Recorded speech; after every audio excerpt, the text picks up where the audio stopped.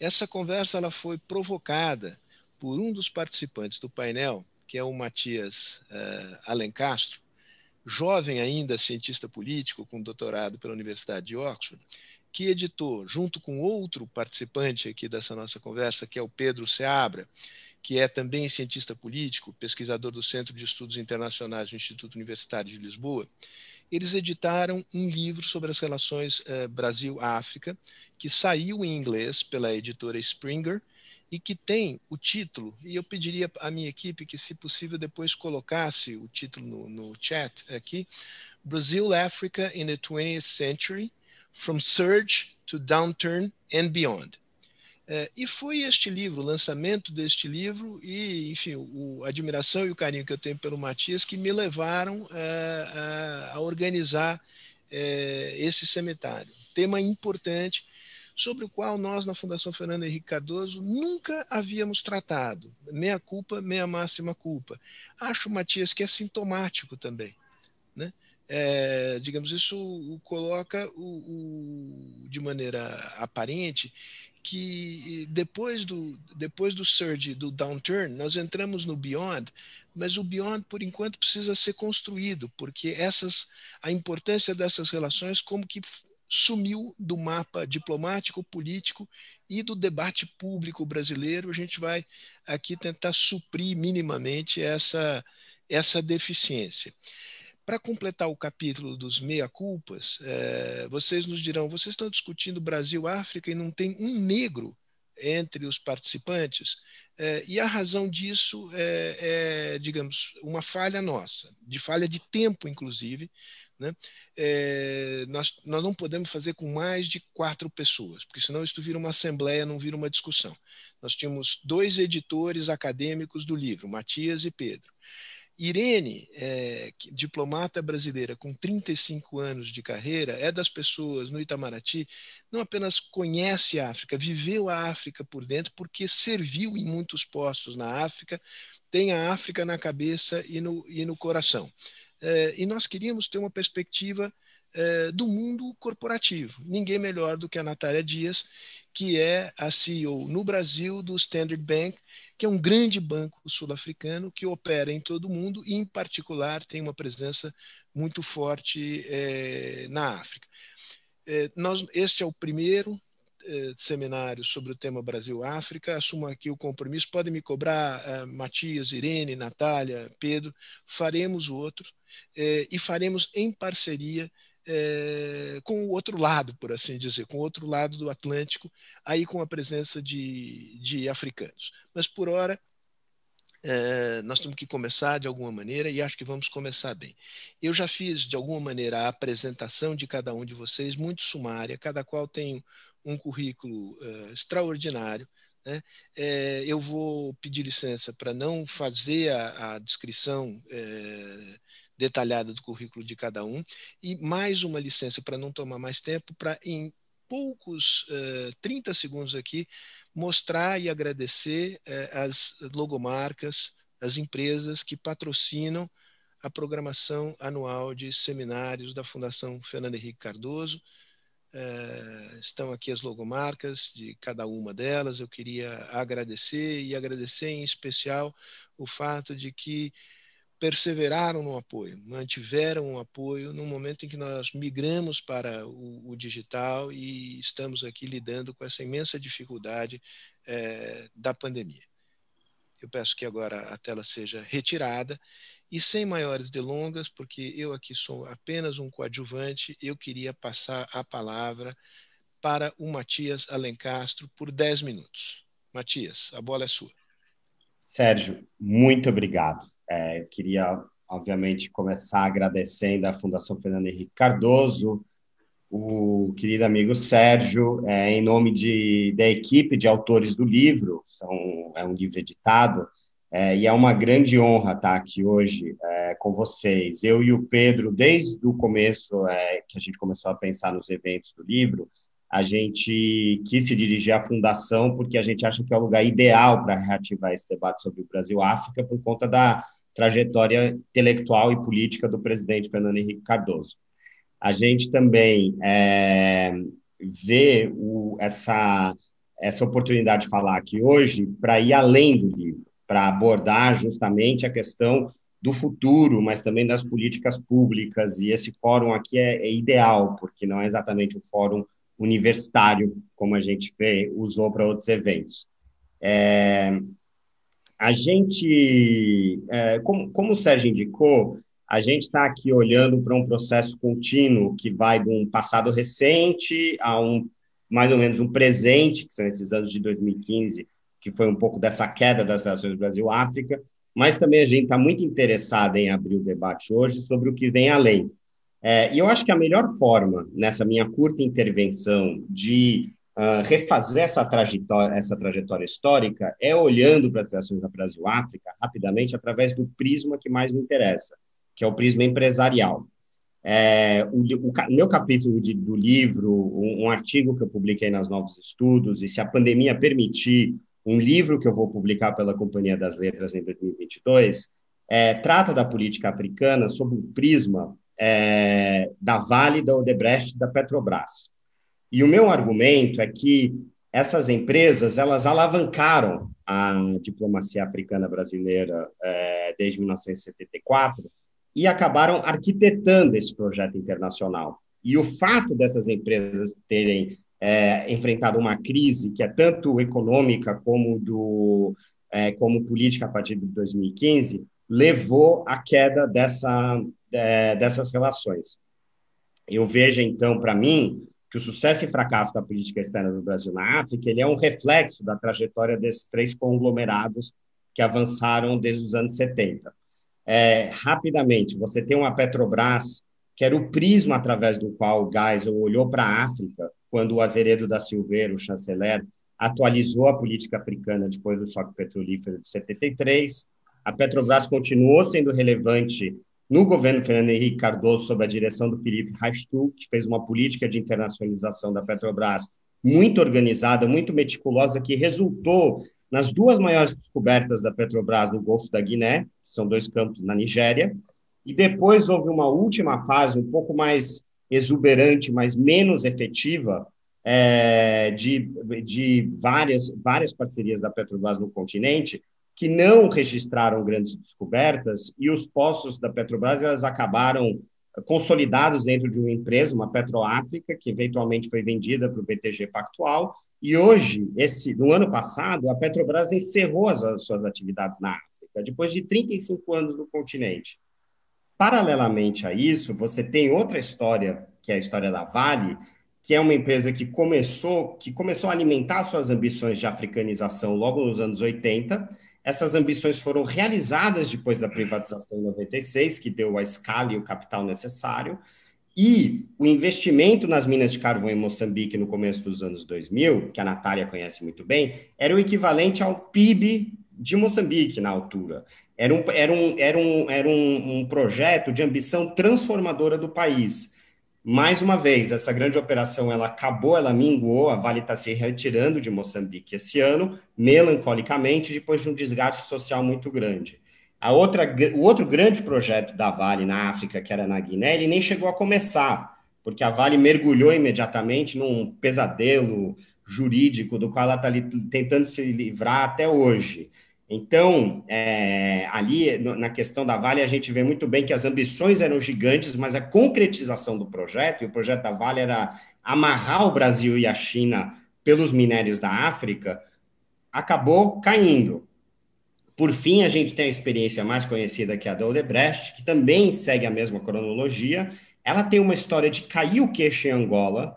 Ela literalmente participou no esforço da Guerra Civil Angolana nos anos 90, depois virou Ministério Sombra das Obras Públicas durante a chamada Reconstrução Nacional a partir dos anos 2000. A Odebrecht era a maior empregadora de Angola depois do Estado angolano, mas aí, com a troca de poder em Angola, depois de 36 anos, em 2017, a Odebrecht praticamente sumiu. Então, o que eu quero dizer é que isso aqui é quase um teatro em que as três grandes mastodontes elas desapareceram do palco ao mesmo tempo, elas surgiram ao mesmo tempo e desapareceram ao mesmo tempo. Essa história dessas multinacionais na África é a história das relações Brasil-África, que está ancorada nesse grande ciclo extrativista do Atlântico Sul, que veio de 1970, atingiu um auge em meados dos anos 2000 e colapsou a partir de 2015. Então, é evidente que a gente não está, as empresas não são tudo, e que existem diferentes ciclos da relação Brasil-África, ciclos políticos, ciclos diplomáticos, ciclos sociais. Mas as empresas, elas arrastam muito, e é o ponto que eu queria fazer nessa curta intervenção. Elas arrastam a classe política, elas arrastam o setor produtivo, a imprensa, os acadêmicos. A gente pensa Brasil-África porque essas empresas nos levaram a pensar. Eu ouso dizer que a franca maioria dos brasileiros que passaram por África nessas últimas décadas estavam direta ou indiretamente ligados a essas empresas. Foram elas que criaram a sensação de grandeza no auge e a sensação de vertigem na queda. Então, obviamente que o nosso livro, o meio acadêmico é muito rico, as outras intervenções vão falar de outras áreas, mas eu achei importante colocar isso na paisagem logo no começo. Esse ciclo alavancado pela Vale, Odebrecht e Petrobras terminou. O que vem pela frente é um dos temas da conversa de hoje que eu espero que a gente tenha. Eu queria tocar em 3 pontos relativos a esse e a outros antes de passar a palavra. O primeiro... Rapidinho. 3 minutos? 3 minutos. O primeiro é sobre o lugar de fala. Esse livro é o produto de uma conferência que foi inaugurada pela professora Dulce Pereira, que foi presidente da Fundação Zumbi dos Palmares na era Fernando Henrique Cardoso. Na conferência, a gente debateu o impacto do racismo estrutural no estudo das relações Brasil-África. A gente tem uma grande geração de estudiosos negros brasileiros da África que está vindo aí. Eu penso no Nicholas Lee Pollis, que estuda a Etiópia em Oxford. Alguns participaram no nosso evento. A gente tem consciência, a gente aprova que o caminho é longo, mas eu posso garantir para vocês que tem uma turma ainda muito melhor que a gente chegando aí, qualificada, e eu acho que a coisa está mudando, apesar de tudo. O segundo que eu queria pontuar é que a gente olhou para a África sob o prisma do Brasil. Acho que agora a segunda etapa é olhar para o Brasil sob o prisma da África, a África contemporânea. Nós estamos trabalhando com o Think Tank de Moçambique, muito bom, esperamos ter oportunidade de fazer outros eventos com a Fundação Fernando Henrique Cardoso. Isso é só um começo, e a gente tem que seguir o que se fez nas relações China-África, onde grandes projetos foram feitos também da percepção africana do investimento chinês. Isso nos ajuda a melhorar a nossa atuação. Mas a gente tem que lembrar que, porque a nossa experiência foi muito empresarial, os africanos, lá na outra ponta, no chão de fábrica, eles tiveram a experiência masculina e branca do Brasil na África, porque as nossas grandes empresas também não são campeãs de diversidade de gênero.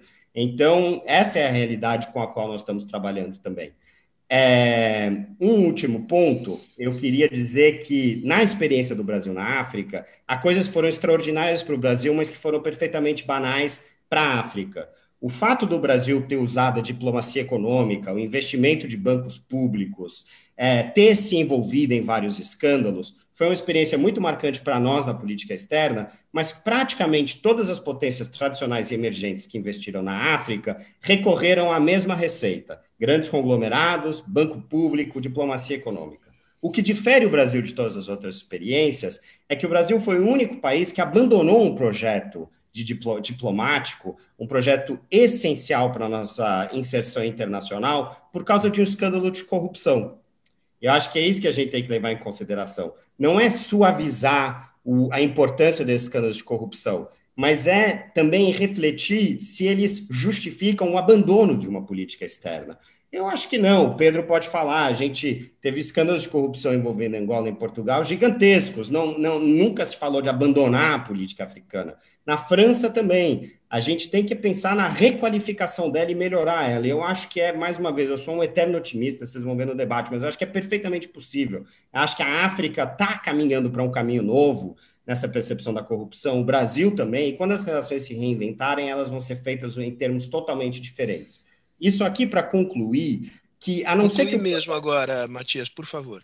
Tá bom. A não ser que o projeto do Paulo Guedes dê muito certo e nós tenhamos pequenas e médias empresas despontando no Brasil nos próximos 2 anos, nós vamos voltar para a África com a arquitetura que nós tivemos no passado. Bancos públicos, diplomacia econômica e conglomerados. Mas eu acho que os atores vão mudar. A minha aposta, concluindo, é que o agronegócio vai se substituir a esses grandes conglomerados que dominaram os últimos 30 anos. Espero que esse seja um dos temas do debate depois. Muito obrigado. Matias, excelente primeira intervenção. Eu vou passar ao Pedro, mas já vou te deixar aí uma pergunta pendurada, né, de Carlos Rodrigues, que diz: a Vale não está se retirando da África. Não me responde isso agora, mas esclarece esse ponto quando você retomar a palavra mais à frente. Pedro, como é que os europeus que estão em África há muito mais tempo do que os brasileiros, veem aquele continente como um espaço de disputa geopolítica global? Ótimo, com certeza. Antes de mais, muito bom dia a todos. Também gostaria de começar por, igualmente, estender os meus agradecimentos à Fundação Fernando Henrique Cardoso pela organização deste evento, cumprimentar todos os participantes deste painel e, obviamente, todos aqueles que estão a assistir esta manhã ou esta tarde, neste caso aqui de Lisboa. Mas pegando um pouco nessa deixa e também pegando um pouco na fala de Matias, tentando, enfim, tentar desconstruir um pouco algumas noções pré-concebidas que nós costumamos ter sobre as relações Brasil-África e que, no fundo, era o grande objetivo do nosso livro. Eu acho que, de facto, podemos, ou era algo útil para esta discussão, tentar desmontar estas componentes do tema através de um ponto de vista mais externo, assumindo uma perspectiva de fora para dentro. E no meu caso, enfim, de europeu em Lisboa, olhando e trabalhando sobre estes temas.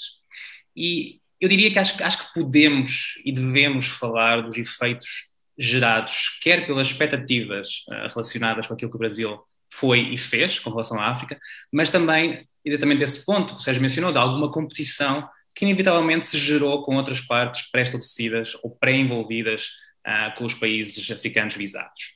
E eu acho que se entendermos melhor esse tipo de dinâmicas, talvez possamos também entender melhor quais as oportunidades que poderão continuar a surgir nestes domínios num cenário futuro, quando um renovado interesse por África possa vir a ser colocado de novo em cima da mesa.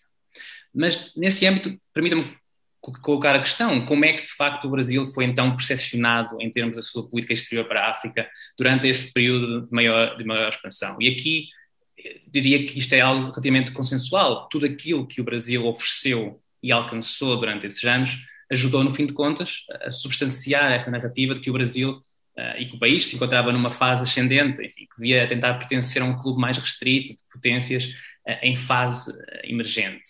Ou seja, que a política exterior brasileira para a África devia ser entendida como um meio para um fim, não se esgotando apenas e unicamente naquilo que podia ser alcançado em África, mas ajudando também a alimentar, enfim, a imagem global do Brasil no mundo. E eu acho que essa seria a primeira ideia que eu destacaria aqui, que acho importante mantermos em mente: que as relações Brasil-África não podem ser entendidas ou analisadas ou sequer promovidas como se estivessem num vácuo. Elas não podem estar isoladas do restante contexto internacional envolvente. E mais não seja porque os benefícios decorrentes dessas pontes com o exterior, vamos dizer assim, foram também amplamente benéficos para o Brasil e foram puxados ao de cima em numerosos desdobramentos que todos certamente conhecemos e nos recordamos. Enfim, a questão da parceria estratégica com a União Europeia, assinada em 2007, por exemplo, onde o potencial do Brasil com a África e as parcerias que daí poderiam advir já era então algo amplamente elogiado e prospectivado como incentivador de novas iniciativas conjuntas. Mas também o caso, enfim, das candidaturas para cargos em instituições internacionais, como a FAO, onde as diversas experiências de cooperação promovidas pelo Brasil foram, enfim, convenhamos, usadas como prova daquilo que o país podia oferecer enquanto valor acrescentado nesse tipo de organizações e no trabalho que essas organizações poderiam vir a levar a cabo no resto do continente africano.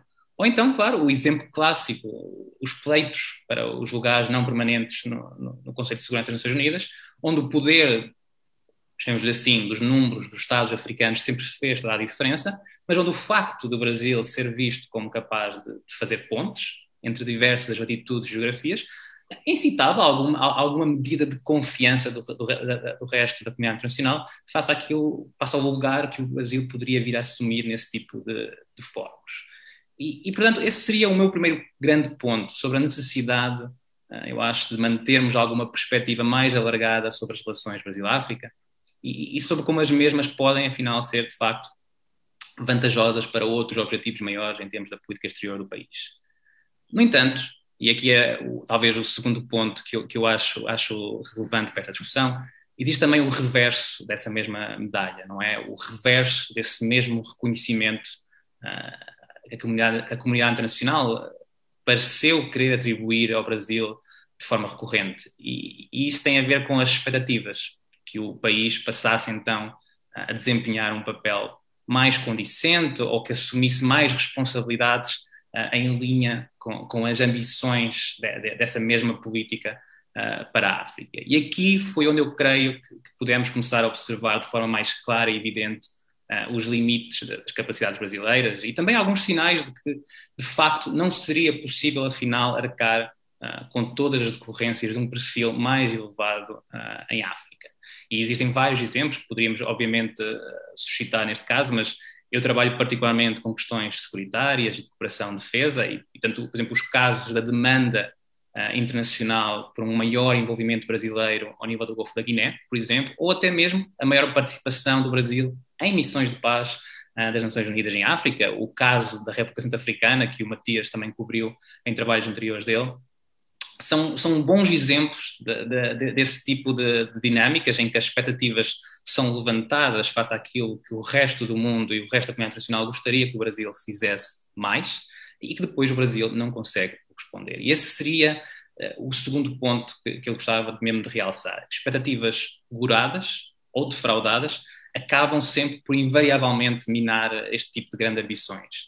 E aqui temos que manter em mente que o impacto reputacional, chamemos assim, de não se conseguir corresponder às demandas externas por mais recursos, por mais envolvimento, acaba sempre por ser considerável e parece-me que exigirá sempre um esforço bastante avultado para se conseguir recuperar qualquer tipo de estatuto de interlocutor ou de parceiro privilegiado com relação a questões que digam respeito à África. E essa parece-me ser, sem sombra de dúvida, a principal imagem de marca, chamemos-lhe assim, a reter do Brasil em 2021, sobretudo do ponto de vista mais geopolítico e sobretudo do ponto de vista de quem observa de fora este tipo de desenvolvimentos.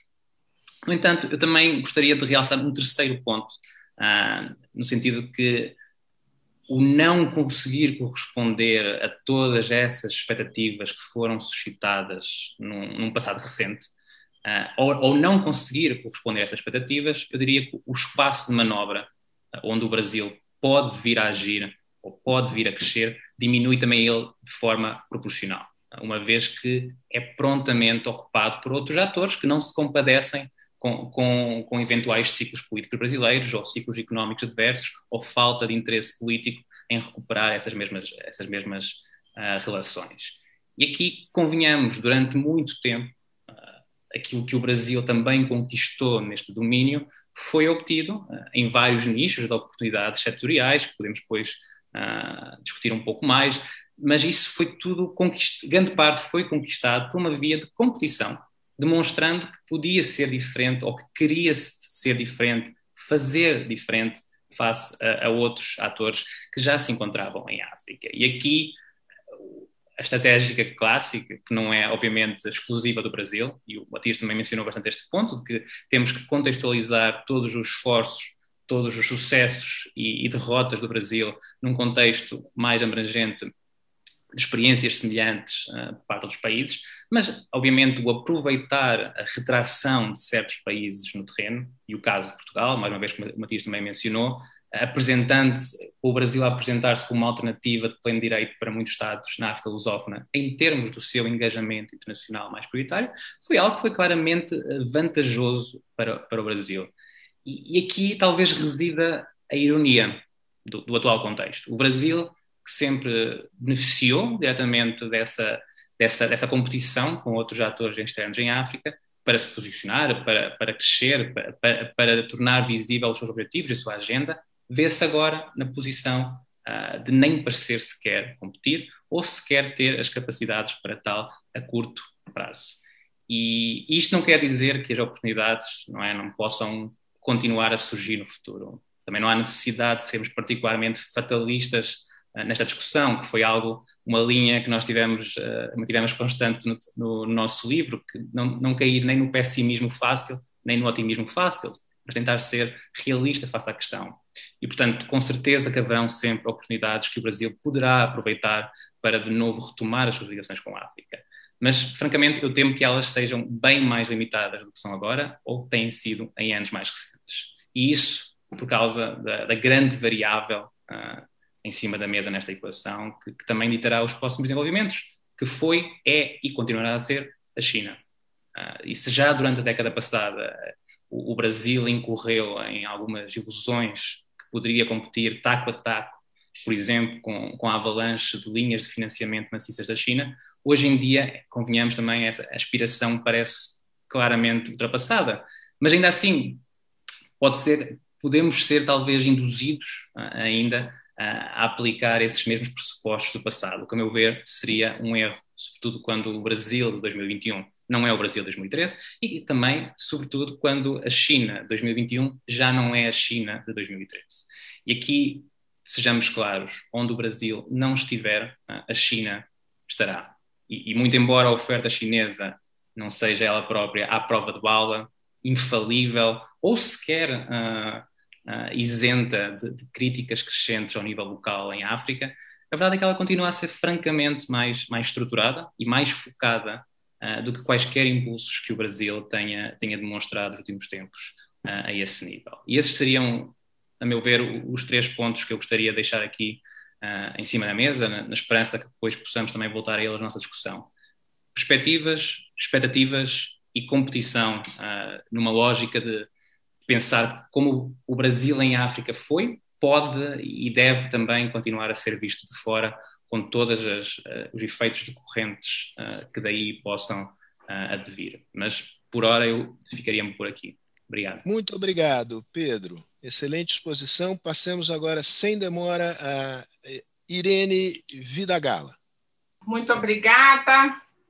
É um prazer estar com vocês aqui. Queria agradecer muito esse convite, né? Eu tive o prazer de fazer o prefácio do livro e nesse prefácio do livro eu brinquei com o Matias e com o Pedro, falei assim, olha, eu acho que vocês deviam arrumar outra pessoa para fazer o prefácio, não eu, porque eu tinha algumas visões que não estavam inscritas no livro, né? Hoje o Matias explicou bastante bem que o foco era esse interesse do empresariado, ele mencionou uma presença brasileira masculina na África, então eu acho que é importante a gente tratar disso aqui. Eu queria apenas mencionar também que bom estar aqui com a Natália, a gente tem trabalhado muito, a Natália tem feito um trabalho fantástico como operadora das oportunidades do Brasil na África, né? Então, parceira, obrigada por estar aqui com a gente também. Nessa nossa conversa de hoje, eu acho que os meninos já adiantaram isso, né? Há um outro componente, que é um componente simbólico nesse discurso.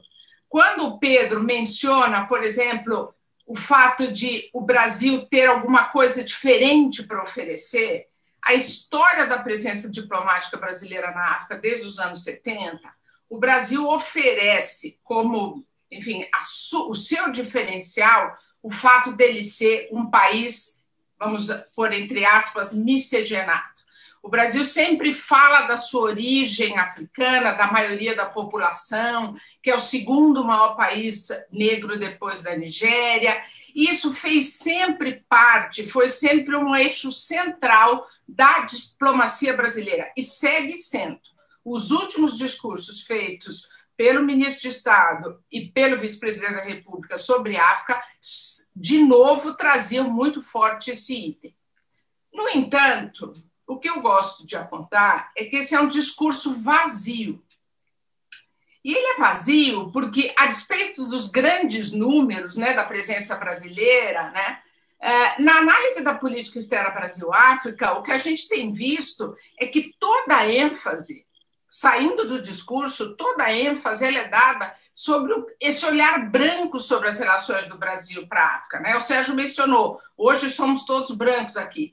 É porque nesta história que vem sendo contada das relações Brasil-África, o branco, o cidadão branco brasileiro é o agente principal dessa relação e são os interesses econômicos vinculados ao ambiente de negócios brancos que pautam o debate, né? Então, o que eu digo é, a gente não vai avançar na promoção das relações Brasil-África se a gente não tiver em conta este fato. Este fato não pode estar só no discurso e não estar presente na prática. Então, o que eu acho é que nós, para falarmos da relação do Brasil com a África, um primeiro ponto é efetivamente reconhecer o componente racial.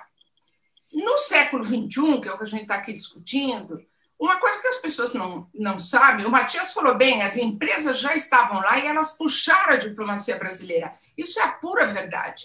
Mas, na política externa do Lula, que é o que renova essa vocação do Brasil para a África, quem coloca a África como prioridade na política externa não é o setor privado. Quem coloca isso é o movimento negro.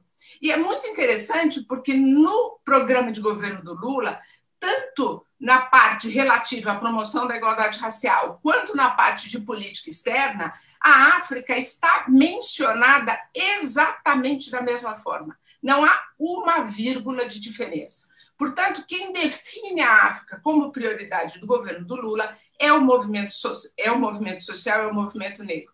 Não é por acaso que o primeiro grupo de embaixadores que o presidente Lula recebe em Brasília quando assume é o grupo dos embaixadores africanos. E eu estava presente, eu era note-taker da reunião, ele estava lá para ouvir os africanos, ele queria conhecer mais, mas isso foi muito simbólico, e a gente está falando do simbolismo, né? Então, o que eu acho importante, então, é a gente reconhecer que existe esse olhar branco, mas existe um olhar negro sobre as relações e os interesses são distintos.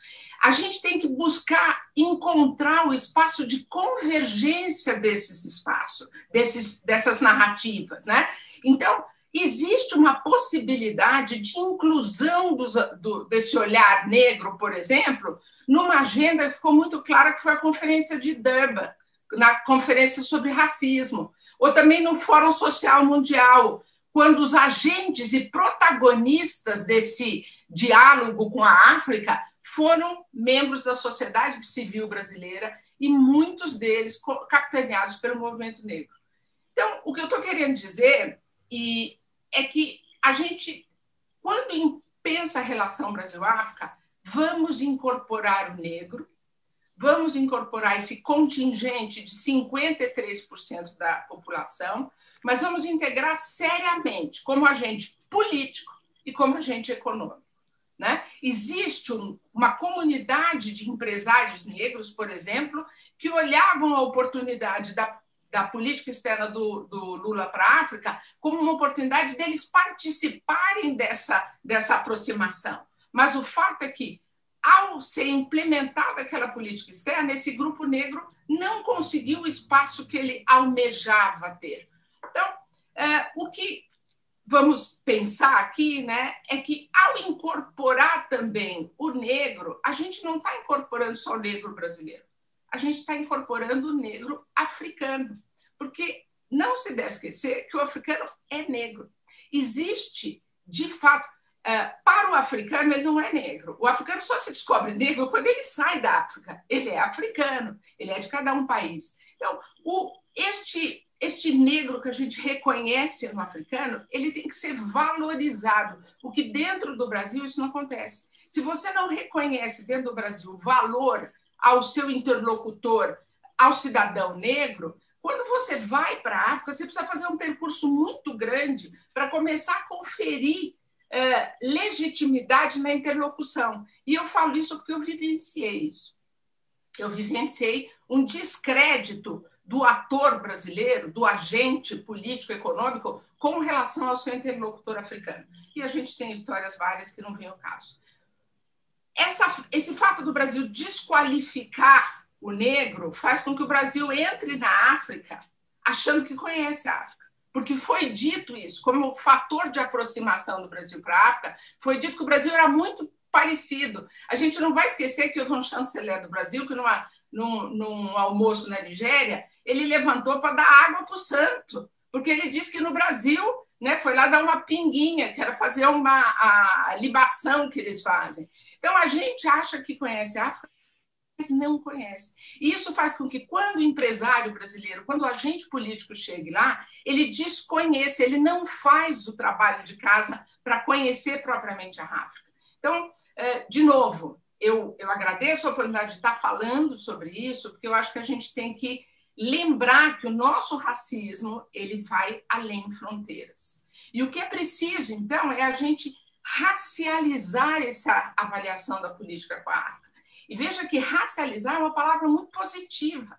Quando você desconstrói a ideia de raça como uma diferença biológica, você constrói a ideia de raça como uma palavra que cria solidariedade. Então, é a partir de um elemento racial que você constrói uma solidariedade com a África. Não é um contexto de ajuda, não é um contexto de assistência. O Brasil não tem uma dívida com a África. O Brasil é tanto vítima da escravidão quanto a África. Então, você tem um componente de acerto de contas interno que não é diferente do contexto que você tem externo. Então, quando eu digo racializar a relação com a África, que pode parecer muito, muito grave, eu quero lembrar que esse é um componente positivo, né? E essa vocação do Brasil, que a gente sempre disse, eu acho que ela está voltada para esse componente racial de solidariedade, mas ela vai muito além disso, né? O livro fala beyond, né? Você hoje, como a tia já disse, é a questão do desenvolvimento agrícola que a gente vai falar. Mas, bom, para concluir, porque eu sei que eu tenho aí meus 2 minutos, né? Tem 1 minuto. Eu queria, de fato, deixar para a gente essa noção de que o negro brasileiro ele não é um número, ele é uma força de agência. Ele é um ator capaz de pautar e dinamizar as relações com a África. Isso tanto lá como cá, né? Incorporar esse elemento racial é reconhecer que as relações do Brasil com a África transcendem uma agenda que é exclusivamente construída e pautada pelos interesses econômicos brancos, né? Então, enfim, e aí eu, de fato, termino, é o seguinte, para a gente oportunizar, né, que é a palavra da moda, né, para a gente otimizar o potencial desse discurso diplomático simbólico que fala do Brasil majoritariamente negro, a gente precisa, de fato, reconhecer o elemento racial e reconhecer esse aspecto. É essencial trazer o negro e os seus interesses para o ambiente da política externa brasileira. Essa é a minha tentativa de contribuição para o nosso debate hoje. Obrigada. Muito bom, Irene. Eu vou passar a palavra à Natália. Não vou resistir a fazer uma anedota aqui para marcar como é muito entranhado esse preconceito em relação à África na elite brasileira amplo senso, né? Eu me lembro de um episódio em que o presidente Lula vai à Namíbia e ele se encontra com, não sei se é o primeiro-ministro ou o presidente da Namíbia. Ele havia sido trasladado do aeroporto para o Palácio Presidencial e ficou impressionado com o Windhoek. E teve a má ideia de comentar que, nossa, a cidade é tão limpinha, nem parece que estamos na África. E o intérprete embatucou e não perguntou, presidente, o senhor quer de fato que eu traduza essa frase? E ele disse, não, vai em frente, pode traduzir. Então, o que eu quero marcar com isso é que até quem tem sensibilidade para esse tema traz entranhado em si uma imagem muito negativa da África, né? Eu me lembro o debate nos anos 80, hiperinflação, era a ideia de que o Brasil poderia se africanizar. A ideia, digamos, de iria perder o rumo da história e se desorganizar internamente. Mas feita a anedota aqui para botar um pouco de pimenta e humor na conversa, eu queria passar a palavra para a Natália. Obrigada, Sérgio. Mais uma vez, eu também queria cumprimentar a Fundação Fernando Henrique Cardoso pela oportunidade, por jogar à luz um tema que tem tão pouco espaço no debate brasileiro. Também cumprimentar os meus colegas que já adiantaram muito dos pontos aqui que tem sido temática frequente sempre que eu tenho a oportunidade de falar sobre a África.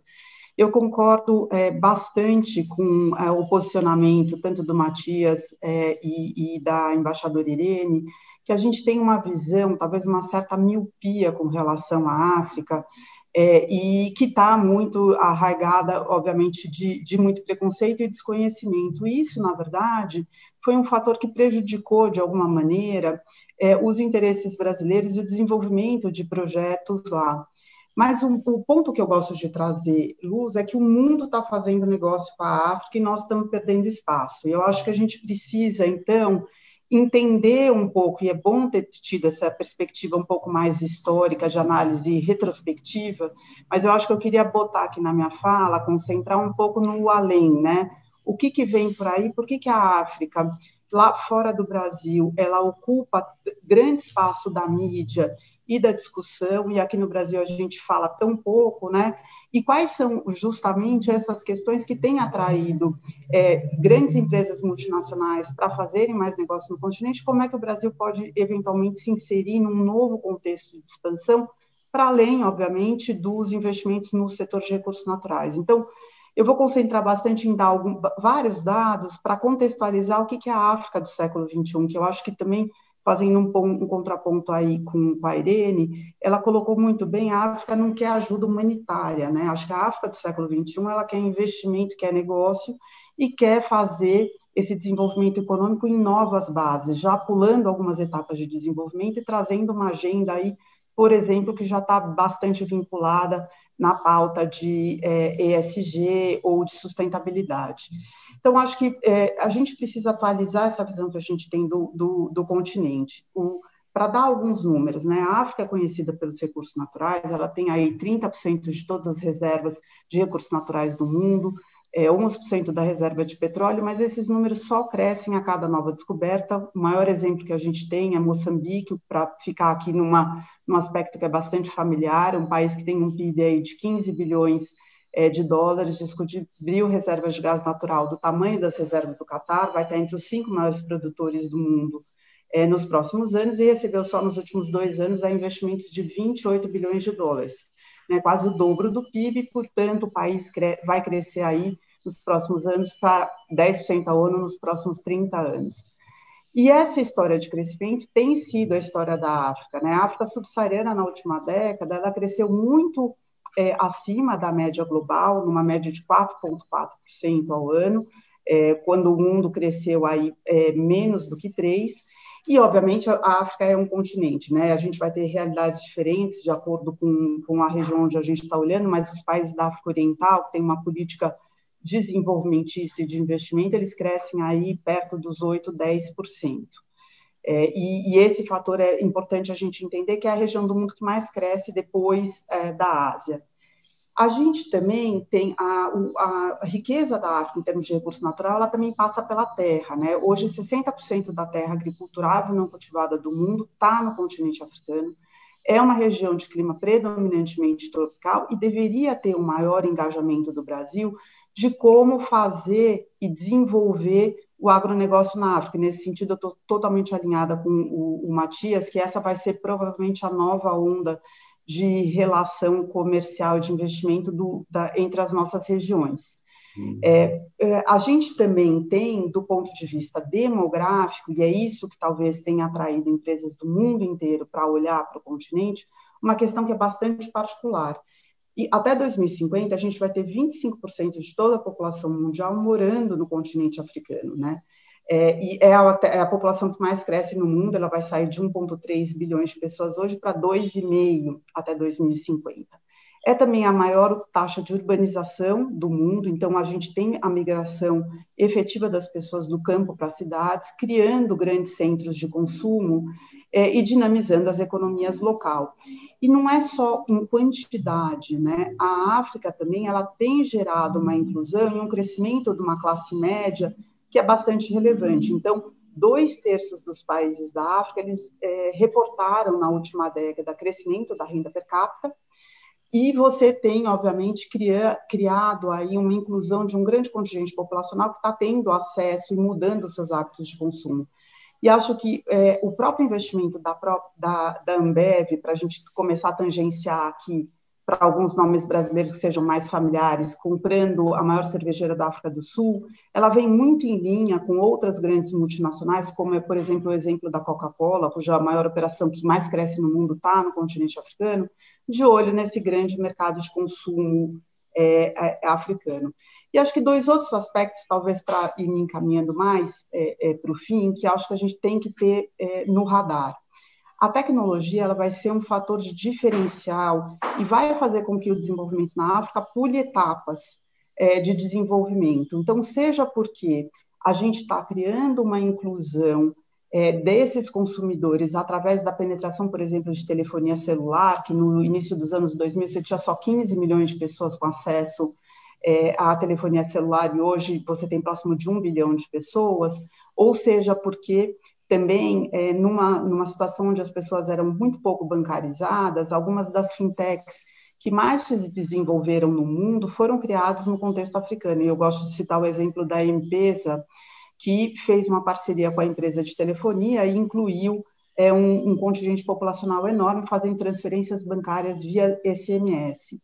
Mas também, do ponto de vista tecnológico, no setor de infraestrutura, por exemplo, a África está indo de um estágio onde a gente tem uma matriz energética que é ainda suja, com métricas muito avançadas de limpar essa matriz, e eles estão dando esse salto tecnológico indo diretamente já para a energia distribuída, solar e eólica, ao invés de, por exemplo, ir pelo modelo brasileiro, com a construção de linhas de transmissão e etc. Então, acho que a gente também, de alguma maneira, tem o que aprender com a África, sem falar que o lançamento do mercado comum africano, que entrou em efeito no início do ano, ele está indo na contramão do resto do mundo, né? No período onde a gente falou muito de protecionismo, a África está partindo para o modelo de integrar as suas cadeias produtivas e fomentar o comércio livre dentro da África, que é uma das prioridades dentro da agenda africana.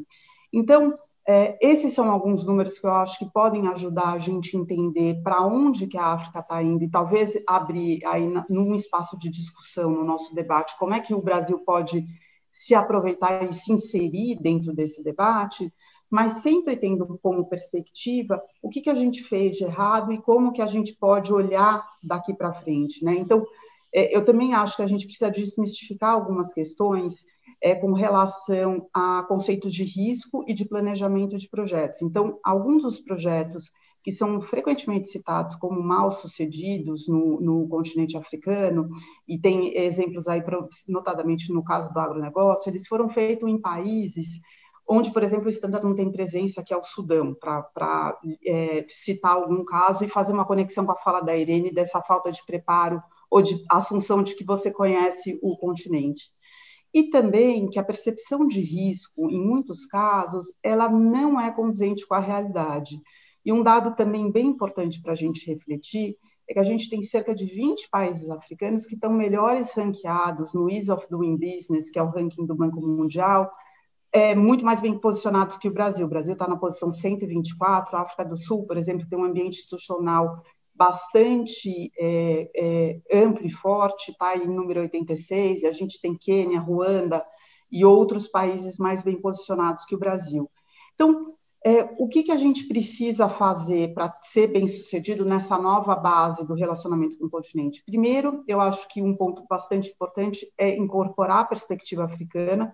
Então, a gente tem que entender quais são os itens que estão na pauta da África, e esses itens são a industrialização do continente, a redução da dependência de importação, o investimento em infraestrutura, porque muito da produção, por exemplo, agrícola hoje na África, ela carece de formas de se transportar internamente no continente, ela passa por essa evolução do ponto de vista da matriz energética e também em parcerias no âmbito do setor de saúde, de serviços e de educação, onde o Brasil tem muito para contribuir.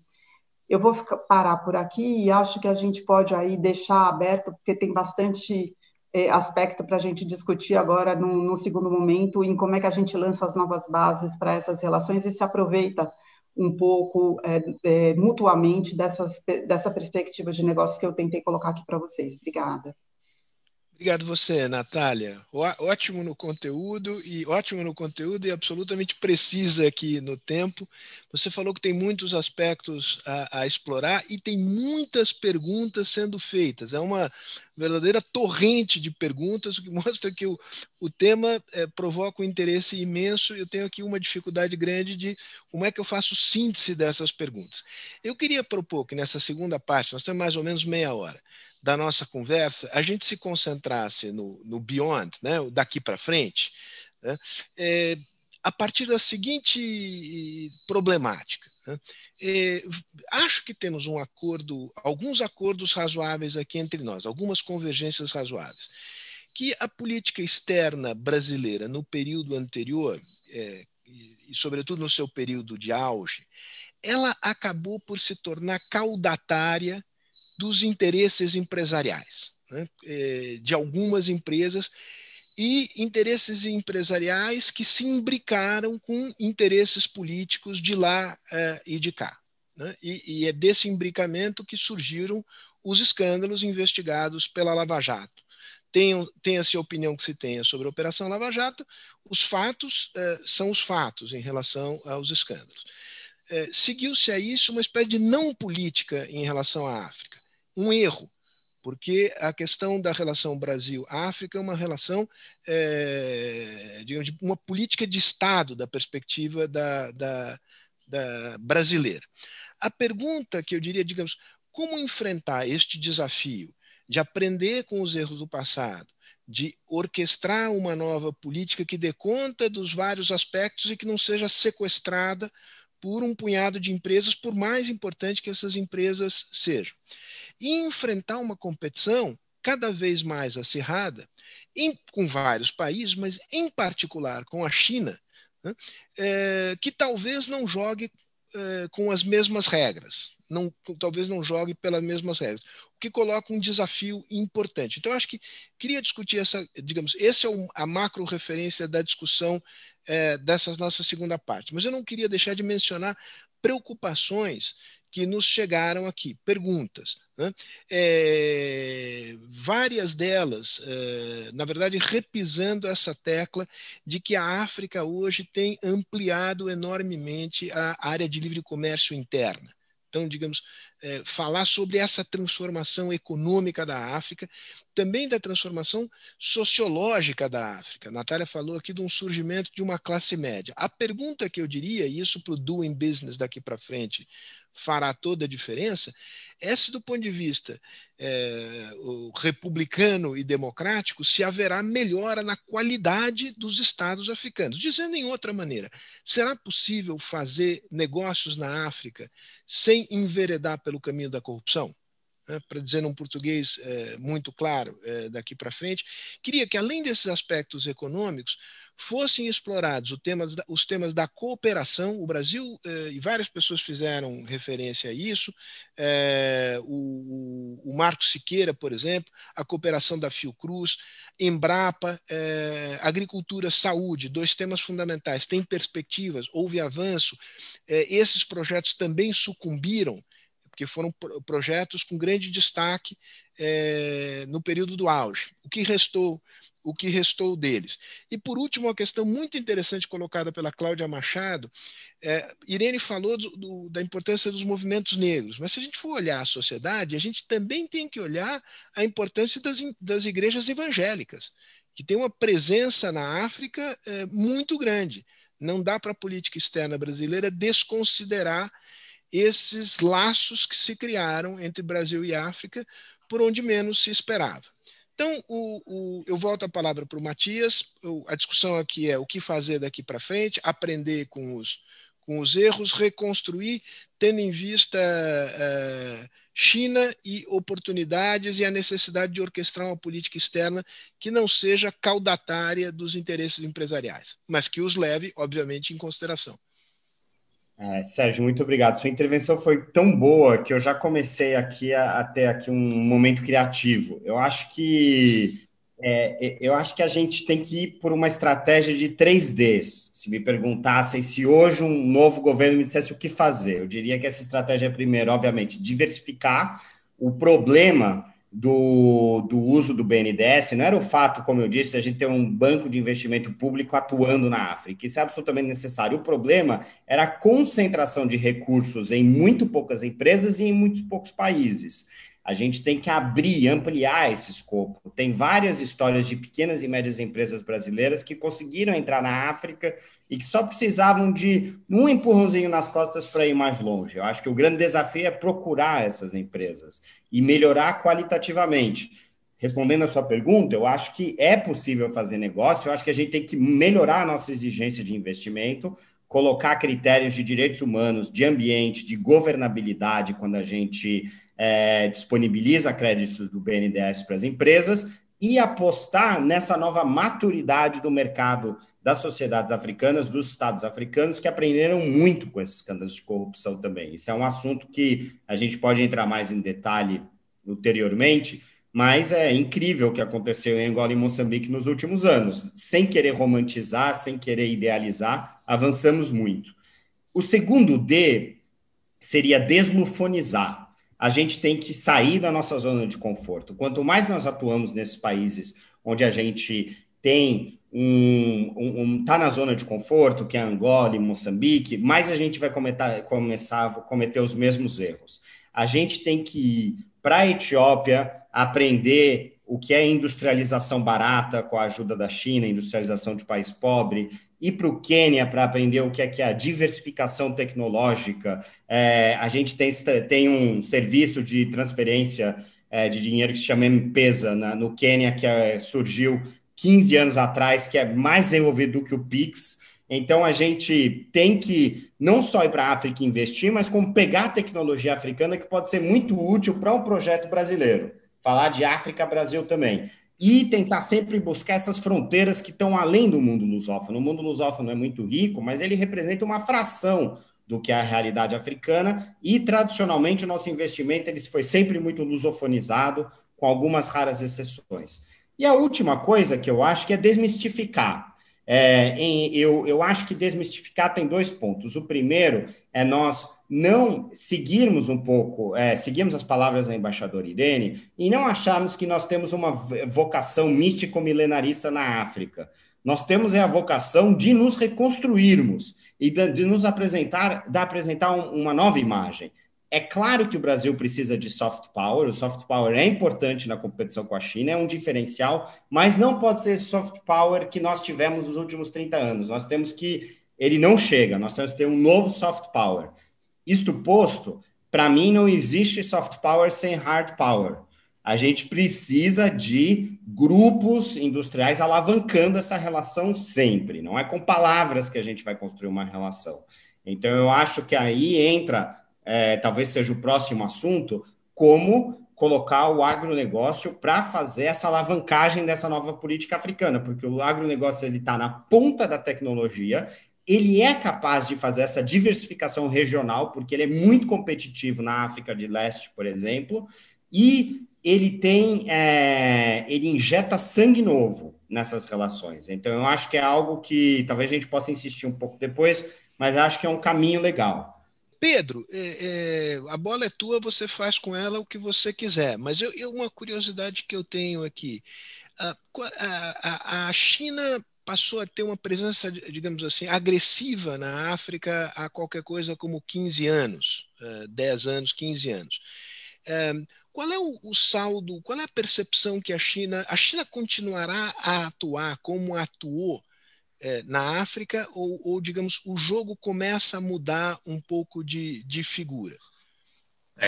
Então eu vou começar precisamente pegando nessa deixa relativamente à China e depois tocar muito rapidamente em 2 dos pontos que também mencionou.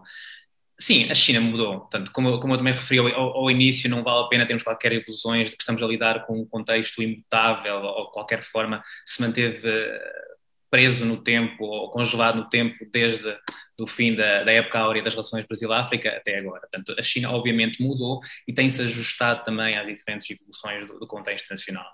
Algumas mudanças importantes que poderiam ser relevantes para novos cálculos do Brasil com relação ao continente. Por um lado, a China começa a ter menos prioridades ou menos preocupações em proteger mais ativamente os seus próprios interesses nos diversos países africanos. Não estamos a falar de uma China uber ou extremamente cautelosa face ao exercício de mecanismos que possam proteger os seus interesses económicos ou as suas próprias populações, por exemplo, que estão a trabalhar no continente africano em grandes obras de infraestruturas.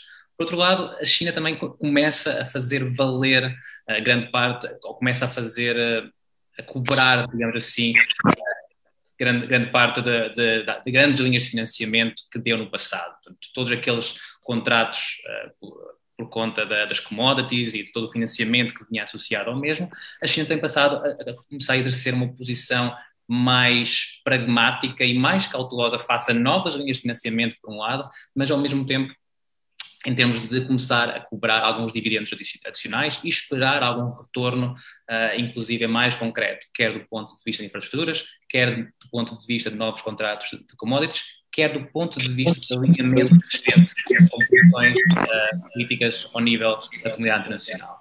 Acho que podem elas próprias também, eventualmente, constituir oportunidades para o Brasil tentar, enfim, reformular um pouco o seu próprio posicionamento e tentar fazer valer aquilo que pode fazer, então, diferente. Mas pensando agora no beyond, nos próximos anos, porque nós, de certa forma, estamos aqui a trabalhar com base numa hipótese de que não é uma questão de se, mas quando o Brasil voltar a pensar de novo a África de um ponto de vista mais holístico e coerente, olhando para essa perspectiva mais à frente, a médio prazo. Quando costumo colocar essa pergunta, eu tendo a dizer que o instrumento, a ferramenta que será privilegiada certamente para tentar ir além dos países lusófonos, como o Matias disse, será sem sombra de dúvida a questão do multilateralismo, que creio que foi aqui também mencionada em algumas das perguntas no chat ao nosso lado. E isso por um motivo muito, muito simples, para conseguir chegar além dos países lusófonos, para conseguir chegar àqueles mercados por serem explorados ou aqueles países onde existem oportunidades de maior cooperação e de alinhamento no plano internacional, é preciso investir em plataformas e mecanismos que consigam abarcar o maior número possível de países à mesma mesa. E aí, obviamente, o Brasil tem um lastro muito grande. Infelizmente, não tem um lastro muito bem sucedido. Todas as várias experiências que o Brasil fez no passado, quer em termos de tentar regularizar uma cúpula regular com a comunidade de países da África Ocidental, quer em termos das próprias Cimeira América do Sul, cúpulas Américas do Sul-África, quer em termos da própria revitalização da Zona de Paz e Cooperação do Atlântico Sul, todos esses projetos multilaterais foram vítima, digamos assim, de uma falta de recursos por detrás dessa intenção, por detrás dessa aposta, e acabaram por se desmoronar em termos dos resultados que poderiam ou não vir a ser alcançados. E, portanto, eu diria que, pensando de um ponto de vista mais diplomático e de um ponto de vista mais geopolítico, a via multilateral será, sem sombra de dúvida, um caminho para o qual o Brasil terá que olhar e utilizar de forma mais inteligente e de forma mais planeada a médio prazo. E, por último, só também tocando muito rapidamente na questão dos projetos de cooperação. E aqui creio que isto tem sido levantado por vários comentários e várias perguntas, mas de facto existe toda uma expertise, todo um conhecimento adquirido a este nível,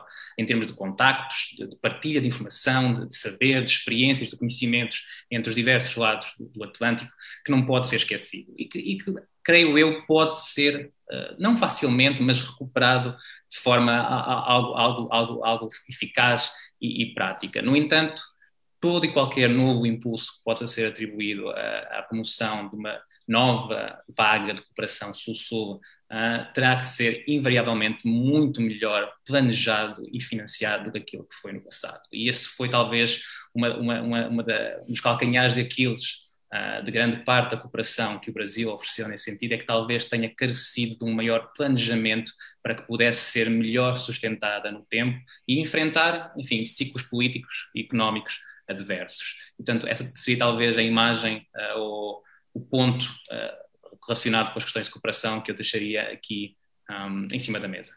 Mas ficaria-me por aqui. Obrigado. Muito bom, Pedro. Irene, agora é sua vez. Deixa eu te fazer uma provocação aqui que vem de uma das pessoas que está nos assistindo. Eu tentei recuperar o nome, peço desculpas, não consegui. Foram tantas as perguntas que eu me atrapalhei.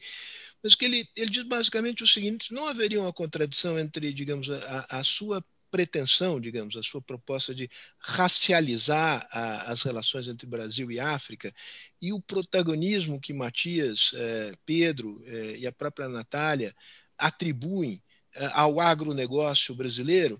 O agronegócio brasileiro, sem demérito algum, é fundamentalmente uma atividade de não negros. Veja, eu em algum momento na minha fala, eu falei de narrativas que não podem ser concorrentes. Elas têm que haver uma sinergia dessas, uma conjunção dessas narrativas, ou desses interesses. Então, se você tem o agronegócio, que é extremamente vinculado aos setores brancos, você também certamente tem, dentro das universidades, que dominam, inclusive, a tecnologia, gente negra trabalhando. Mas não é só isso. O agronegócio é um componente e talvez seja aquele de futuro mais enfim, maior ou de melhores perspectivas em termos até quantitativos de dinheiro que pode trazer, porque o Brasil está perdendo a concorrência no plano agrícola se não estiver presente na África. Mas isso não desautoriza tudo mais que está sendo feito. E eu acho que a cooperação Sul-Sul foi um tema que o Pedro mencionou, mas é muito importante a gente pensar que essa cooperação Sul-Sul ela começou, enfim, por um impulso do governo, mas ela não tinha, dentro das próprias instituições, uma vocação para acontecer. Como você não tem enfim, no passado, eu estou falando, alguém mencionou CPLP. Gente, a CPLP foi um papel importantíssimo na construção da política externa do Brasil para a África. A CPLP, primeira vez, colocou pessoas conversando, e essa vinculação entre pessoas se solidificou e dura até hoje. Então, a gente tem vários componentes nessa relação. Então, voltando, a cooperação Sul-Sul. Hoje, a cooperação Sul-Sul ela tem que entender que o agente da cooperação tem que encontrar razão para fazê-la. O caso clássico é o da AIDS. Quando o Brasil construiu uma relação de cooperação com a África, com a América do Sul, ele tinha um objetivo muito claro. Ele queria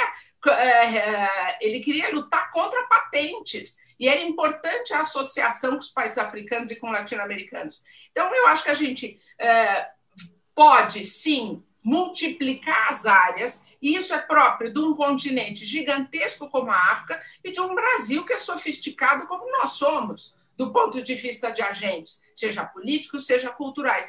O Matias mencionou com muita propriedade a quantidade de estudiosos brasileiros que são negros e que estão incorporando o tema da África contemporânea, porque a tradição era você discutir temas antropológicos, você ficar discutindo religião. Hoje não, hoje você tem um número grande de pessoas que estão estudando temas super contemporâneos. Então, eu acho que é isso.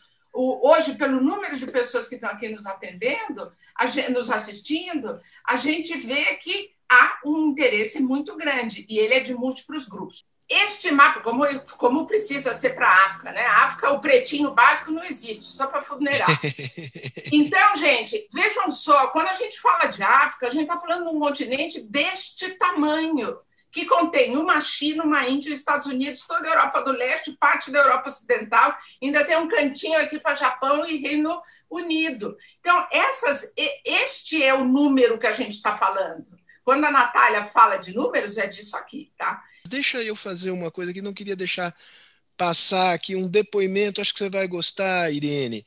Talvez você o conheça, Paulo Antônio Pinto. Parabéns, Irene, como jovem diplomata, em meados da década de 70, servi durante 6 anos e meio na África, Libreville, Maputo e Pretória. Assim como outros colegas, não nos sentíamos como promotores apenas de interesses comerciais.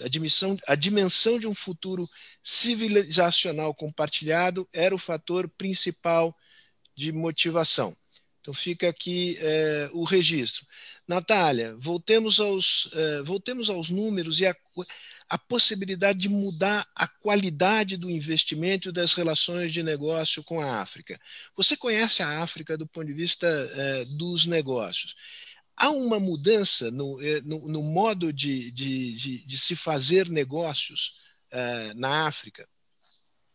Então, esse é um ponto extremamente relevante e eu concordo que há sim, ele há tanto do lado de uma evolução do ponto de vista do ambiente regulatório e político para fomentar uma maior atração de investimento, como própria mudança na forma do engajamento do setor privado e dos governos. Acho que o Matias tocou bem, sem romantizar aqui, mas obviamente o trabalho todo que Angola, por exemplo, que acho que tem feito um trabalho muito grande de atração de capital estrangeiro através de uma agenda reformista que segue aí, entre outras, a cartilha do FMI, por exemplo, é um grande exemplo, mas a gente também tem, por exemplo, outros, que é na África do Sul, o programa de energia renovável. A África do Sul, a matriz energética lá, 80% carvão, e eles têm metas muito ambiciosas para acrescentar a energia renovável.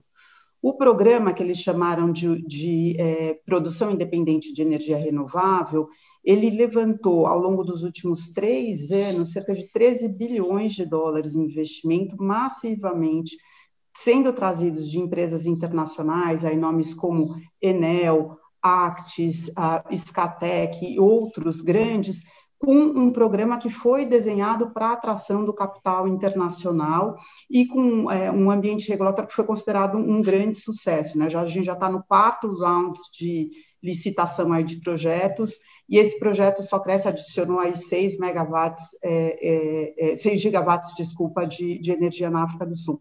Então, eu acho que tem uma evolução, sim, e eu costumo dizer que, apesar, tem que ser uma parceria muito sintonizada entre setor público e setor privado, né? Onde o setor público, ele entra criando as bases para ampliar o relacionamento. Eu acho que a gente tem discutido pouco, por exemplo, aqui no Brasil, como é que a gente vai fomentar uma relação comercial à luz do próprio acordo de livre comércio africano, como é que a gente dinamiza os acordos de livre comércio que existem entre o Brasil, que hoje estão subutilizados, tem uma série de críticas com relação à abrangência desses projetos, e como é que a gente, obviamente, trabalha no âmbito da cooperação, de transferência de tecnologia, etc., que eu acho que é onde o governo pode atuar na melhor maneira possível. Por outro lado, o setor privado ele tem que entender, e, de novo, até fazendo um ponto na pergunta que foi colocado para a Irene, quando a gente fala de racializar, talvez, essa política externa brasileira, o que a gente está falando é de, na verdade, incorporar a perspectiva africana nessa realidade. E aí, por isso que a importância da gente entender qual é a agenda da África, e aí o investimento privado ele tem que ser pautado por essa agenda, que passa por todos aqueles itens que eu falei, e, obviamente, sem dúvida alguma, a industrialização é uma delas. Então, eu também gosto de dizer, até para não perder a oportunidade de tocar um pouquinho naquela tua questão da corrupção e como é que a gente lança, né, nessas novas bases, a gente tem um investimento privado que acontece fora também do segmento só dos recursos naturais, e que tem sido massivamente feito e bem sucedido. E aí eu posso citar os setores primordialmente na área de consumo, na área, por exemplo, de proteína animal, na área de infraestrutura, e porque eles vêm liderados por empresas que têm altas práticas de governança corporativa e que vão se fazer a lição de casa, de conhecer a contraparte no lado africano, de se associar com um parceiro estratégico financeiro que, de fato, conheça a realidade, que possa ajudá-los a navegar nesse ambiente. E talvez o exemplo máximo que eu gosto de dar é a própria VEG, que é um player muito conhecido aqui no Brasil, que atua no continente há mais de 40 anos, fazendo negócio em mais de 5 países. Então, existe uma forma correta também de se fazer negócio, que é muito pautada pela própria política de governança das empresas que queiram investir. Então, acho que onde a gente tem que trabalhar é qual é o papel do Estado brasileiro como indutor de um maior relacionamento comercial, e eu também concordo com o Matias que a gente precisa repensar, não é tirar o financiamento. Eu acho que quando a gente parou de financiar mesmo os investimentos em serviços de engenharia na África, o Brasil perdeu muito com isso, porque os financiamentos do BNDES que foram feitos, eles eram 100% desembolsados aqui no Brasil e fomentavam uma cadeia de produção aqui no Brasil também. Então, a gente precisa pensar, não é eliminar, e eu não consigo pensar em nenhum grande país do mundo que cresceu sem ter um grande banco de desenvolvimento forte e que direcione um pouco o investimento ou ajude a preencher os espaços onde o financiamento privado não chegue. Eu acho que é essa a equação que a gente tem que atingir. E, por um outro lado, eu também gosto de falar que não existe, Natália, hoje falta... Oi. Oi. Você conclui, porque depois eu vou começar uma coisa rapidinha aqui de perguntas curtas e respostas rápidas. Sim, rapidinho. Não falta financiamento para a África. O investimento estrangeiro direto é de 46 bilhões.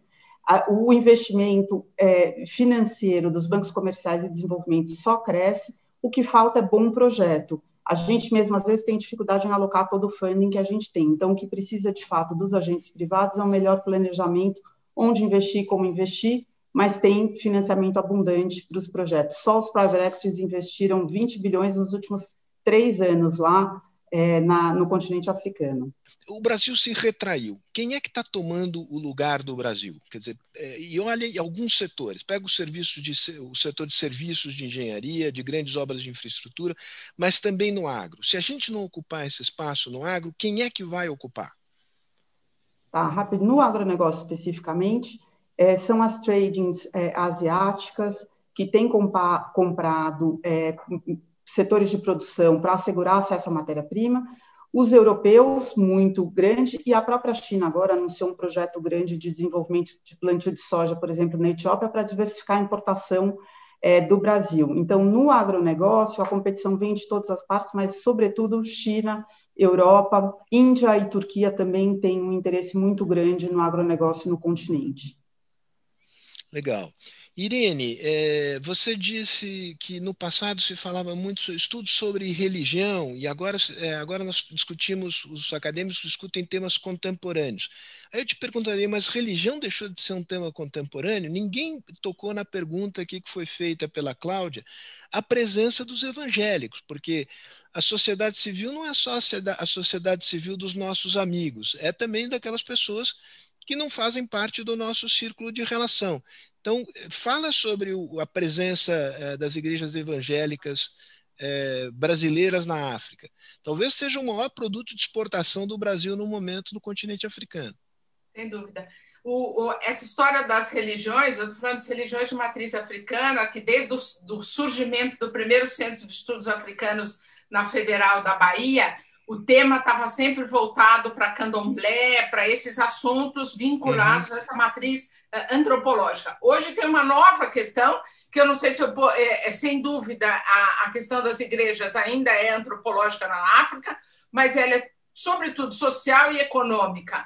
Eu morava em Angola durante o período da guerra, e era absolutamente extraordinário você ver as pessoas passando com a sua Bíblia para ir para a Igreja Universal do Reino de Deus. Tá? Então, era um momento num espaço de muito sofrimento, você encontrar uma oportunidade diferente, que foi muito bem orquestrada do ponto de vista dos agentes brasileiros. Houve um momento em que, de fato, a igreja evangélica era um componente de exportação. Hoje a gente começa a ver uma reação da sociedade civil africana. A gente vê, por exemplo, outro dia, Ruanda já fechou mais de 100 igrejas de várias confessões, né? de várias, não só das brasileiras. Em Angola, eles tiraram, você tem em vários países. Ou seja, de fato, há uma presença das igrejas num ambiente que é uma igreja de matriz ocidental, completamente cristã, mas com uma influência também muito forte dos Estados Unidos. Nos países de língua inglesa, você tem essa presença dessas novas igrejas norte-americanas muito forte. Há uma concorrência, mais uma concorrência para esse assunto, né? Muito bom. Pedro, o que os europeus querem de África agora? Neste momento querem, acima de tudo, formalizar uma parceria que lhes garanta um lugar na mesa e um lugar de destaque face, sobretudo, à ascensão da China. Do ponto de vista da União Europeia, essa é verdadeiramente a grande prioridade neste momento, tentar formalizar ao máximo uma parceria que não seja demasiado impositiva, que não pareça apenas centrada em questões de migração ou questões securitárias e que consiga mostrar aquilo que a Europa consegue fazer do ponto de vista de desenvolvimento e em termos de ajuda, em termos de cooperação com o continente africano. E, portanto, essa é, sem dúvida nenhuma, a grande prioridade, pelo menos do ponto de vista formal. Agora, obviamente, temos que ter em conta que não existe num vácuo. Este tipo de aspirações, de prioridades, de objetivos, não são simplesmente declarados, têm que ser depois executados. E aqui é que entra a necessidade de articular relações com outro tipo de atores e outro tipo de parceiros que estão no terreno ou que podem ver a querer estar de novo no terreno. E eu aqui puxaria a questão da triangulação de esforços e de atividades. E é onde o Brasil pode, naturalmente, encontrar algum espaço para novas oportunidades. Aproveitar um interesse coletivo ao nível da União Europeia, um interesse singular / bilateral de alguns países europeus concretos e tentar triangular eventuais novas iniciativas com relação à África que permitam, por um lado, combater a falta de recursos. Não tínhamos quaisquer dúvidas, a situação não vai melhorar de um dia para o outro, quer do lado brasileiro, quer de quaisquer outros países, e, portanto, há uma necessidade de combater a falta de recursos e tornar este tipo de iniciativas, seja de cooperação, seja ao nível mais político, seja ao nível securitário, por exemplo, que acaba por afetar todas as partes envolvidas, mas é sobretudo um objetivo de transformar este tipo de iniciativas mais eficazes, mais coesas e que sejam particularmente úteis para aqueles Estados que são os verdadeiros recipientes destas relações, neste caso os Estados africanos. E aqui aproveitava só para mencionar a questão que estamos de certa forma a contornar neste debate, é que apesar de tudo isto, quer seja a Europa com aspirações em relação à África, quer seja a China com aspirações com relação à África, quer seja o Brasil com aspirações em relação à África, a verdade é que temos que começar a entender os diferentes Estados africanos como Estados de pleno direito, que são capazes de fazer julgar os diferentes atores uns contra os outros, de forma a obter os melhores benefícios para os seus interesses, as suas agendas, as suas economias e as suas populações. A partir do momento em que começarmos a tratar o outro lado desta equação de igual para igual, é o momento em que vamos também começar a ver quais são, de facto, as oportunidades que ainda permanecem para atores como o Brasil. E essa seria a minha resposta. Muito bom, Pedro. Matias, olha, eu vou te dar aqui a prerrogativa de dar uma palavra final, mas também queria te fazer uma pergunta. Você conhece Angola e Moçambique de perto, ou mais de perto, e você mencionou mudança política importante nos dois países. Angola eu acompanhei um pouquinho, digamos, aparentemente, digamos, a substituição, digamos, o fim do eterno mandato do José Eduardo Santos provocou um terremoto, uma reacomodação das forças políticas em Angola, na direção de um Estado com mais accountability, com menos corrupção e, digamos, num horizonte previsível com alguma competição política democrática, ou seria um exagero dizer isso? Eu acho que Angola é um país mais democrático hoje em dia, a liberdade de imprensa é maior, a liberdade de expressão é maior. Os angolanos vão instituir um voto municipal, vão expandir a sua democracia, mas as contradições do sistema continuam, porque é um sistema um sistema político que foi formado na descolonização, numa situação extraordinária de grande domínio do setor petrolífero dentro da economia e de total controle do aparelho do Estado por um movimento anticolonial, que não era um movimento anticolonial dominante na sociedade, mas se tornou absolutamente hegemônico dentro do aparelho do Estado. E a transição, a reabertura é demorada, mas eu acho que também Angola é um pouco reflexo desse novo momento que o continente está vivendo, e o Atlântico Sul, eu prefiro dizer, porque Angola beneficiou grandemente da ascensão dos recursos naturais, da explosão do boom de commodities, e depois entrou, mas não conseguiu reconstruir a sua sociedade, e não conseguiu expandir esses benefícios para o resto da sociedade. E agora o governo angolano ele se deparou com um cenário totalmente diferente, porque a gente está entrando num mundo pós-petróleo, a gente pode tentar resistir a isso, mas a realidade é essa. As perspectivas do setor petrolífero angolano são difíceis, está tendo uma dificuldade grande na renovação dos poços. Eles estão tentando repensar a competitividade do setor econômico. Há uma grande discussão sobre diversificação, que é um exercício dificílimo para um país que dependia em 90% da economia petrolífera. Então, esse processo todo econômico e político, ele está mais ou menos atrelado e ele é muito demorado. Então, a gente não pode criar falsas expectativas, a gente não pode começar a aplaudir cedo demais. O processo E onde é longo, a gente pode ter, para terminar, e onde a gente pode ter expectativas mais otimistas em relação à consolidação de regimes democráticos na África? Que países têm a dianteira nesse processo? Eu acho... Exceto a África do Sul, digamos que à parte. Excesso África. Eu acho que não é um processo linear, Sérgio. Eu acho que a gente tem avanços e recuos. A gente teve avanços muito grandes no Senegal agora nos últimos anos. Era um país que era um exemplo no controle da pandemia, entrou num conflito social agora grande. Mas a gente também tem países como a Tanzânia, que era um país, um regime que estava muito fechado e começou a se abrir depois. O processo de democratização nos anos 90 ele era visto como teleológico.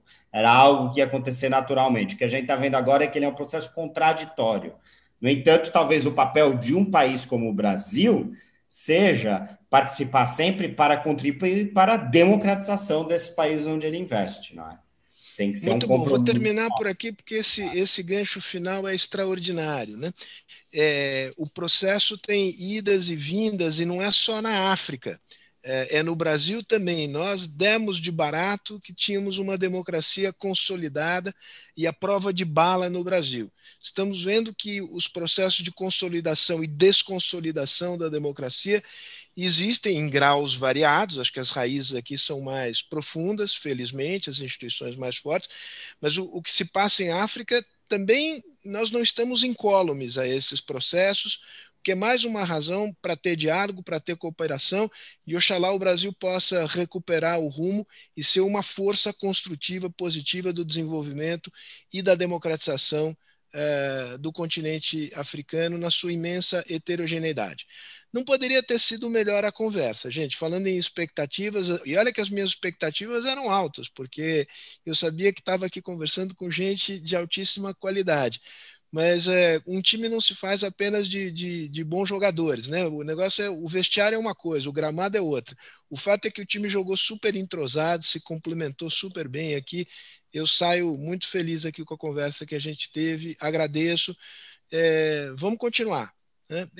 Temos aqui o compromisso de fazer uma próxima discussão, quem sabe no segundo semestre. Matias, você fica com esse macaquinho no seu ombro aí te incomodando, com o think tank que você conhece lá de Moçambique, tá bom? Irene, beijos. Natália, beijos. Pedro, forte abraço. Sorte você aí de estar em Lisboa. E Matias, abração. Valeu, cara. Muito obrigado. Obrigada, Imagine. pessoal. Obrigada a todos. Obrigado a todos.